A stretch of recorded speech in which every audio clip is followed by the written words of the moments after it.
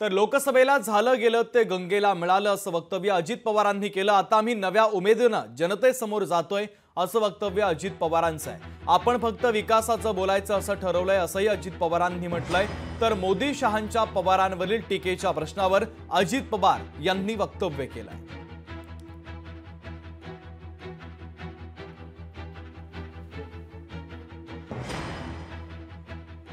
मागच्या वेळेस ज्या काही घटना घडल्या त्याच्या संदर्भामध्ये झालं गेलं ते गंगेला मिळालं।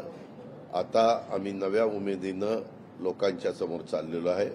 मी स्वतः तरी ठाम ठरवलेलं आहे की हे सगळं होत असताना आपण फक्त विकासाचं बोलायचं, आपण फक्त ज्या अर्थसंकल्प विचारपूर्वक आम्ही मायमाऊली आणि भगिनी वर्गाच्या करता किंवा युवक युवतीच्या करता किंवा शेतकरी वर्गाच्या करता ह्या समाजातल्या घटकाच्या करता दिलेला आहे, गरिबांच्या करता दिलेला आहे।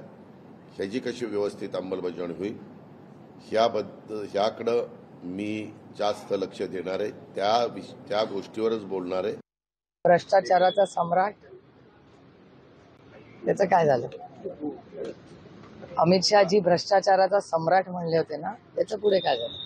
प्रत्येकाने आपापला निर्णय एक सशक्त लोकशाहीमध्ये घ्यायचा असतो, तो प्रत्येकाने घेतला आहे। आणि मला असं वाटतं की प्रत्येकाने, मग तुम्ही विरोधात असा एकत्र असा, एका सशक्त लोकशाहीमध्ये जसं आम्ही बोलतो तसं आम्हाला ऐकायची ताकदही असली पाहिजे। लोकशाही मराठी ऐका, पहा, जागरूक रहा।